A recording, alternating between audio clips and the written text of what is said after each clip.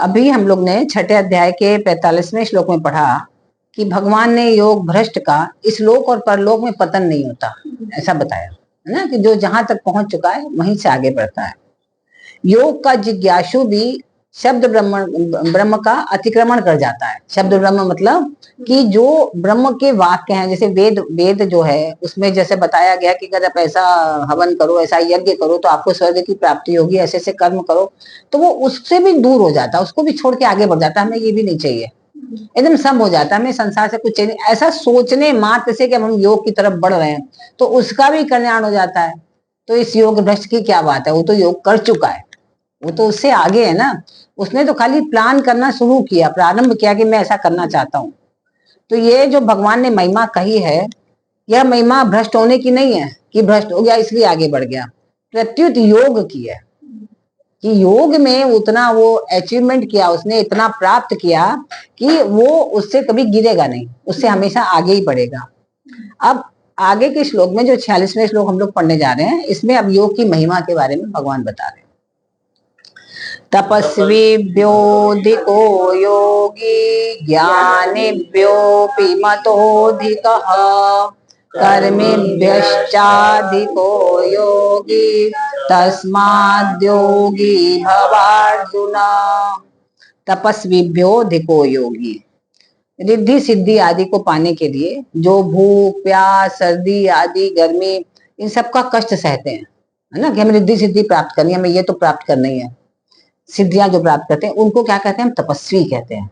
उन्होंने तपा, अपने शरीर को तपाया किसी चीज को पाने के लिए। बहुत सी तपस्याएं ऐसी होती है जो 20-20 दिन तक, जब 50-50 दिन तक नदी के अंदर आधे से ज्यादा खड़े होकर आप माले जपते रहते हो, गर्दन तक पानी के अंदर खड़े हो जाओगे, करोगे, अब ठंड लगे गर्मी हो बरसात हो कुछ भी हो, तो क्या है, ये तप है, शरीर को आप तपा रहे हैं। बहुत सी तपस्या ऐसी लोग करते हैं हठ योग में सिद्धि प्राप्त करने के लिए, कि जहां सड़ी गर्मी, एकदम भयंकर गर्मी पड़ी, वहां चले जाएंगे और नंगे होकर बैठ जाएंगे, और वहां पर एकदम भयंकर धूप में जहां कोई बैठ ना सके वहां तपस्या करेंगे। बहुत से लोग हिमालय पर एकदम ठंड में चले जाएंगे और एकदम नग्न होकर के वहां बैठ जाएंगे, तपस्या करेंगे। तो इस शरीर को तपा रहे हैं, तो ये क्या कहलाते हैं, तपस्वी। इनकी एक सकाम भावना से कार्य कर रहे हैं, ये चाह रहे हैं कि हमें ये रिद्धि प्राप्त हो, ये सिद्धि प्राप्त हो, इसलिए वो कर रहे हैं, तो उनको हम तपस्वी कहेंगे। तो इन सब सकाम तपस्वी जो हैं, परमार्थिक रुचि वाला, ध्याय वाला, इनसे योगी ज्यादा श्रेष्ठ है, क्योंकि वो किसी चाहना से कर रहे हैं काम ना, कि हमें, और वो जब हो जाएगा तो उसकी समाप्ति भी होगी, क्योंकि जो आप प्राप्त करने के लिए कर रहे हैं इतनी तपस्या, उसका तो अंत भी हो जाएगा। वो उसका अंत नहीं होगा ऐसा नहीं है ना, लेकिन जो योग भ्रष्ट है, जिसने योग एक बार प्रारंभ कर दिया तो वो खत्म नहीं होगा। हो सकता है कुछ समय के लिए भूल जाए, विस्मृत हो जाए, अपने प्रारब्ध के अनुसार वो व्यक्ति कुछ समय के लिए उसको विस्मृत कर सकता है, भूल सकता है, लेकिन फिर जब प्रारब्ध उसका फिर जागृत होगा तब वो फिर से प्रारंभ होता है ना। कभी कोई बाल्यावस्था में जागृत हो जाता है, योग की ओर बढ़ जाता है, कोई मध्य अवस्था में होता है, कोई वृद्धावस्था में होता है, अलग अलग अवस्थाएं हैं। कोई पैदा होते ही योगी होता है, जैसे आपके आदि शंकराचार्य जी थे, वो प्रारंभ से ही थे। जैसे सुखदेव जी थे, वो तो पैदा होते ही उन्होंने संन्यास ले लिया, 12 साल के पैदा हुए, पैदा होते ही घर छोड़ के चले गए। तो वो अलग अलग अवस्थाएं हैं अपने अपने कर्मानुसार। तो भगवान ने यह बताया कि तपस्वी से भी अधिक कौन श्रेष्ठ है, योगी श्रेष्ठ है।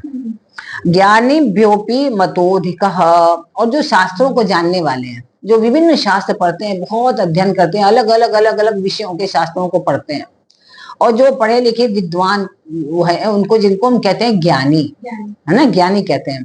तो जो शास्त्रों का विवेचन करते हैं कि ज्ञान योग क्या है, कर्म योग क्या है, भक्ति योग क्या है, वो पढ़ रहे हैं ना, पढ़ के उसको समझ रहे हैं, लेकिन उसका जीवन में पालन नहीं कर रहे हैं, है ना। एक तो होता है कि उसका जीवन में पालन करना, उसको आत्मसात कर लिया हमने और उसका रोज हम निरंतर अभ्यास कर रहे हैं।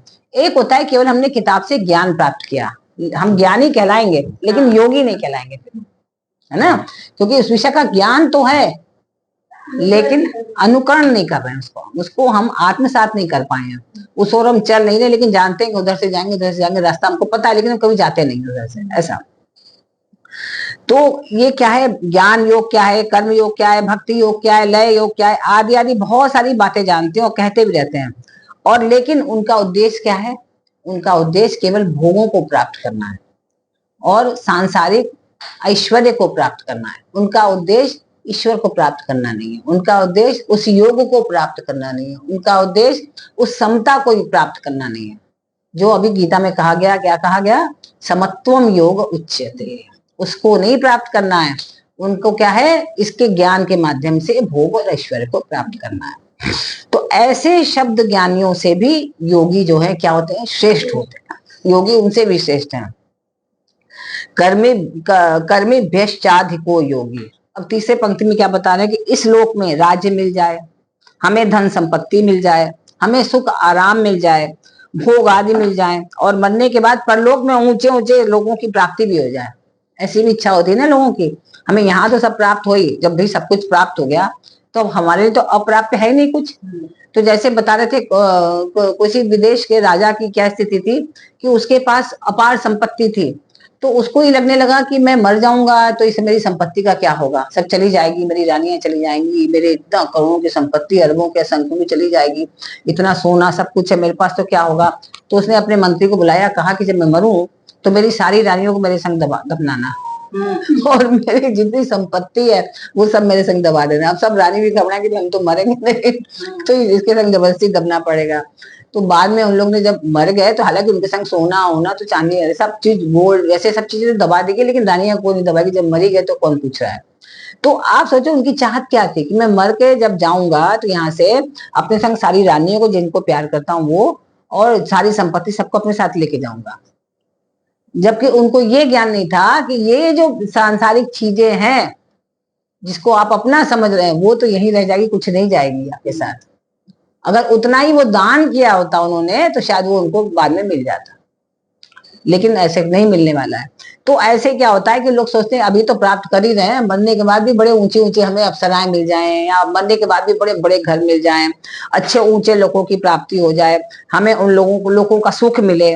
ऐसा उद्देश्य रखकर जो व्यक्ति कर्म करते हैं, बहुत कड़ी मेहनत करते हैं, हम इसलिए कर्म कर रहे हैं, हम इसलिए कर्म करें कि हमें बहुत कुछ मिले, तो सकाम भाव से जो यज्ञ कर रहे हैं, मतलब जो हम यज्ञ तो कर रहे हैं। अब जैसे श्रावण मास प्रारंभ होने वाला है तो अब सब लोग रुद्राभिषेक कराएंगे। अब रुद्राभिषेक कराते समय सबकी आकांक्षा रहती है, मेरे पास तो अनेक लोग ये पूछते हैं आके कि हमें चाहिए, हमें धन की बहुत आवश्यकता है, तो बताइए हम किस चीज से रुद्राभिषेक कराएं। कुछ लोग हमसे ये पूछते हैं कि बीमारी बहुत है तो हम बताइए किस चीज से रुद्राभिषेक, मतलब रुद्राभिषेक भी भगवान पे भी चढ़ा रहे हैं तो इस उद्देश्य से कि हमें ये कष्ट हमारा दूर हो जाए, इसलिए नहीं कि हमें भगवान शिव बहुत प्रिय है और उन पर अर्पित करें।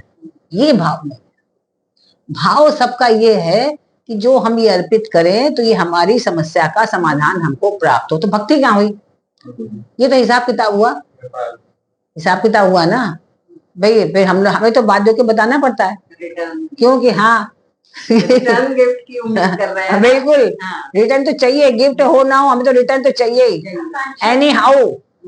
हाँ कुछ भी हो जाए हम तो, और कितने तो ऐसे होते हैं जो करते ही दूसरे समय पूछते हैं कि जैसे अभी किया तो हमें कितनी देर में मिल जाएगा। हमें करना मिलने वाला है तुमको कुछ भी बताइए तो क्या फायदा। हमने कहा मत करो, मत करो, आप मत करो। कहेंगे इतना पैसा खर्चा, हमने मत करो, पैसा किसने का खर्चा करो, कुछ नहीं मिलेगा। ऐसे स्वार्थी आदमी को जो इतना लालची और लोभी हो उसको क्या मिलेगा। आप श्रद्धा से करो, आपको जब प्रारब्ध होगा तब मिलेगा। तो क्या होता है कि आज जो हम काम कर रहे हैं, सकाम यज्ञ दान, जो तीर्थ भी कर रहे हैं, तो हम तीर्थ करने जा रहे हैं तो भगवान से ये मांग के आएंगे। आप देखो अधिकतर लोगों के मन में ये भावना होती है, हम वहां तीर्थ में जाएंगे तो हम ये प्रार्थना करेंगे कि हमको ये दे दो प्रभु। अक्सर जब हम लोग कुछ कार्य करते हैं तो पंडित जी लोग संकल्प करते हैं, बोलते हैं प्लीज मेरे से संकल्प ऐसा कुछ मत दिलाओ कि हमें संसार का ये चाहिए वो चाहिए, कुछ नहीं चाहिए, ये संकल्प मत दिलाओ। कहने तो नियम, हमने कहा आप दे लो अपना नियम, मेरे को तो बस ईश्वर चाहिए, ये दिला दो और कुछ नहीं चाहिए। तो क्या है कि आपके मन की भाव क्या है, आप अपने को सब लोग अंदर से सोचो कि जब भी भगवान के आगे खड़े होते हो तो लिस्ट रहती है नहीं, भगवान ये चीज अच्छी हो जाए, प्रभु वो काम करवा देना, मेरा बच्चा खुश हो जाए, ये काम बन जाए, कुछ ना कुछ अपना हर कोई डिमांड रखता ही है। तो जो सकाम कर्म कर रहे हैं या तीर्थ यात्रा कर रहे हैं या स्नान भी करने जाते हैं, गंगा में स्नान करने जा रहे हैं, अपना पाप धोने के लिए जा रहे हैं, भाई गंगा फालतू बड़ी तरह पापी धुलता है सब। तो उन कर्मियों से भी योगी श्रेष्ठ है क्योंकि उनके मन में कोई आकांक्षा नहीं है, इसलिए भगवान कह रहे हैं उनसे भी योगी श्रेष्ठ है। जो संसार से विमुख होकर के और परमात्मा के सम्मुख हो गया वही वास्तव में योगी है। जो जिसके समझ में ही आ जाए ना, मुख्य बात आपकी समझ में अगर आ गया कि क्या है जड़ और क्या है चेतन, क्या चीज आपके साथ जाएगी और क्या चीज आपको रहेगी। अब जैसे हम ट्रेन में बैठ के जा रहे हैं, तो ये पता है आपको हमें 2 घंटे में बाहर उतरना है, ट्रेन बस कहीं भी, फिर भी आप एक सीट के लिए सब लोग लड़ते हैं। आप देखो लड़ते हैं ना। जो बहुत से समझदार बुद्धिमान होते हैं खड़े हो जाते हैं, कहते हैं आप बैठ जाइए, नहीं लड़ते कभी भी। देखें कहीं आप बैठिए, कोई बात नहीं, 2 घंटा हम खड़े हो जाएंगे। हम कह रहे भैया मत खड़े हो, नहीं नहीं नहीं आप बैठो। ऐसे भी समझदार लोग हैं ना, उनको आदमी हमेशा याद रखता है, उनके लिए आगे कहीं सीट तैयार कर मिलेगी उनको। लेकिन जो दूसरे के लिए लड़ा ना, अपने लिए लड़ा, उसको कभी नहीं मिलेगी। तो है क्या कि आप त्याग करना सीखिए। आप ये समझिए ये कितनी देर के लिए आप लड़ रहे हैं। तो जब ऐसे ही हमारी आंख खुलेगी कि जो हम जिस चीज पर स्नेह कर रहे हैं, जिसमें लोभ कर रहे हैं, जिससे राग कर रहे हैं, जिससे हम द्वेष कर रहे हैं, कितने देर के लिए। अगर आप एक कागज लेकर के खाली ये नोट करो कि हम किस पे गुस्सा होते हैं, किसको किसको देख के हमारा दिमाग खराब हो जाता है या गुस्सा आ जाता है, तो आपको मुश्किल से मुश्किल 3-4 नाम याद आएंगे, वो भी बड़ी कठिनाई से। और वो भी कौन होंगे? जो आपके आस ही पास। तो क्या पूरा संसार उसमें निहित है? पूरी दुनिया आपकी उसमें निहित है, लेकिन आप पूरी जिंदगी हर समस्या के बारे में टेंशन, टप टप टप टप आपको माथे पे नॉक कर रहा है, उसने ऐसा किया, उसने ऐसा किया। अरे क्या भाई, ये संसार में कितनी चीजें हैं देखने के लिए, सुनने के लिए, करने के लिए, वो कर लो आप। लेकिन मनुष्य जो उसी में लगा हुआ है, राग द्वेष में, सम नहीं रह पा रहा है। तो हमें वो सब अपने अंदर से निकालना पड़ेगा। नहीं तो क्या होता है कि ऐसी स्थितियां भी होती हैं कि ईश्वर भक्ति में आप वहां तक पहुंचकर फिर पीछे हो गए, क्योंकि आपकी वो दुर्भावनाएं जागृत हो गई, प्रबल हो गई ज्यादा। जब मोह माया है ना, भगवान की जो माया जब फैलाती है ना, तब सब आप लोग हम सब लोग जो है उसमें जो है पिस जाते हैं, समझ में नहीं आता माया में उनके। योग भ्रष्ट तो तब होंगे ना जब वहां तक पहुंचेंगे योग तक। योग भ्रष्ट की तो स्थिति बहुत बाद में आएगी, पहले तो हम पहुंचे तो सही, योगी तो बने, है ना। तो पहले ही हम क्या कर रहे हैं, सब संसार में अपने अपने स्वार्थ के लिए काम कर रहे हैं। तो योगी कौन है? जो परमात्मा के सुख सम्मुख हो गया है, जो संसार से विमुख और परमात्मा के सम्मुख जो हो गया, वो है वास्तव में योगी। ऐसा योगी बड़े बड़े तपस्वियों, शास्त्रज्ञ, पंडितों और कर्मकांडियों से भी ऊंचा है। चाहे कितने बड़े विज्ञानी हैं, साधारण सा बैठा हुआ, लेकिन समझ लीजिए उससे भी वो ऊंचा है और उससे भी ज्यादा श्रेष्ठ है। कारण कि तपस्वियों आदि का उद्देश्य संसार है। क्यों तपस्या कर रहे हैं? अपने शरीर को क्यों तपा रहे हैं? क्योंकि उनको कुछ चाहिए, संसार को चमत्कृत करने के लिए, दिखाने के लिए कि मैं ये जानता हूँ। ये दिखाने के लिए, अपने को श्रेष्ठतर साबित करने के लिए वो ये सब सिद्धियां प्राप्त कर रहे हैं, इसलिए उनसे श्रेष्ठ है। और क्या है कि योगी का उद्देश्य केवल परमात्मा है तथा निष्काम भाव है। कोई चाहत नहीं है हम आप भगवान को माला पहनाए तो इसे नहीं कि भगवान तुम्हें माला पहनाई, कल हमें हीरे की माला पहनाए दो, ये भावना नहीं है। बस श्रद्धा से आपको उसकी खुशबू मिले, प्रभु आप पहन के अच्छे लगे, आप ही की दी हुई माला आप ही को पहना रहे हैं, तो वो श्रद्धा भाव। तो जो तपस्वी, ज्ञानी और कर्मी, इन तीनों की क्रियाएं अलग अलग है ना। जैसे तपस्वियों में क्या होता है? सहिष्णुता होती है, और ज्ञानियों में शास्त्रीय ज्ञान होता है, अर्थात बुद्धि के ज्ञान की होती है। और कर्मियों में शास्त्रीय क्रिया की प्रधानता होती है, जो कर्मकांडी होते हैं, जो शास्त्र के अनुसार जो भी कर्म होता है उसको करते हैं। इन तीनों में सकाम भाव होने से ये तीनों कभी योगी नहीं हो सकते, क्योंकि ये तीनों ही सकाम भाव से कार्य कर रहे हैं, कोई निष्काम भाव से नहीं कर रहे हैं। तो ये क्या है? योगी नहीं है, फिर क्या है? ये भोगी है। तो ये योगी नहीं कहलाएंगे। अगर ये तीनों निष्काम भाव वाले योगी होते तो भगवान इनके साथ योगी की तुलना कभी नहीं करते, है ना। जब श्री कृष्ण भगवान स्वयं बता रहे हैं तो इसका मतलब ये योगी है ही नहीं, ये सिर्फ भोगी है। ये सिर्फ सकाम भाव से ही समस्त कार्यों को, क्रियाकलापों को कर रहे हैं, जितना भी कर रहा है। इन तीनों से योगी जो है सबसे श्रेष्ठ है, भोगी नहीं श्रेष्ठ है। अब तस्मात् योगी भवार्जुना, अब भगवान क्या कह रहे हैं कि अभी तक भगवान ने जिसकी महिमा बताई, ये ऐसे ऐसे, उसके लिए अर्जुन को आज्ञा देते हैं भगवान कि हे अर्जुन तू योगी हो जा। पहली बार आज्ञा दी है, अभी तक आज्ञा नहीं दी भगवान ने, खाली बताया है कि ये ऐसा है, वो ऐसा है, वो ऐसा है, तू ऐसा कर, लेकिन ये ऑर्डर नहीं दिया, आज्ञा नहीं दी कि तुम योगी हो जाओ। अब कहा कि तू योगी हो जा, राग द्वेष से रहित हो जा, अर्थात सब काम करते हुए भी जल में कमल के पत्ते की तरह निर्लिप्त रहो, है ना। जैसे जल में कमल का पत्ता रहता है, उसमें कोई इसको फर्क नहीं पड़ता, निर्लिप्त रहता है, ऐसे ही तुम भी, क्योंकि वो कर्म करने से भाग रहा है ना, क्योंकि उसमें लिप्त हो रहा है वो, ये मेरे भाई, ये मेरे बंधु, ये मेरे गुरु, ये मेरे आचार्य, तो इस कारण से वो उसमें भ्रमित हो रहा है। तो इसलिए भगवान कहते हैं ऐसे तो सकाम भाव से सोच सोच के जो काम करेगा वो तो कभी योगी होगा ही नहीं।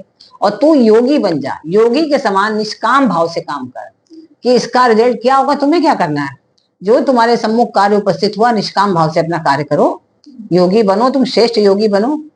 तो क्या है कि 5वें अध्याय के आरंभ में जब हमने पढ़ा था, अर्जुन ने प्रार्थना की भगवान से कि आप मेरे लिए एक निश्चित श्रेय की बात बताइए। इस पर भगवान ने सांख्य योग बताया उनको, है ना, कर्म योग बताया और ध्यान योग की भी बातें बताई। पर भगवान ने इस श्लोक में अर्जुन को यह आज्ञा कभी भी किसी भी श्लोक में आज्ञा नहीं दी कि तुम ये काम कर लो, या तुम सांख्य योगी बन जाओ, या कर्म योगी बन जाओ, या ध्यान योगी बन जाओ। पर भगवान ने यहाँ पर इनको बताया कि तुम योगी हो जाओ, क्योंकि यही तुम्हारे लिए श्रेष्ठ है, तुम्हारे लिए और कोई मार्ग श्रेष्ठ नहीं है। क्योंकि भोगी का विभाग अलग है और योगी का विभाग अलग है, दोनों अलग अलग विभाग हैं, दोनों एक नहीं है। भोगी कभी योगी नहीं हो सकता और योगी कभी भोगी नहीं हो सकता। जिसमें सकाम भाव होता है वो भोगी होता है, जो कुछ भी काम करते हुए ये सोच रहा है कि मैं इसलिए काम कर रहा हूँ भगवान का, हाँ, तो वो भोगी होता है। और जिनमें निष्काम भावना होती है वही योगी होते हैं।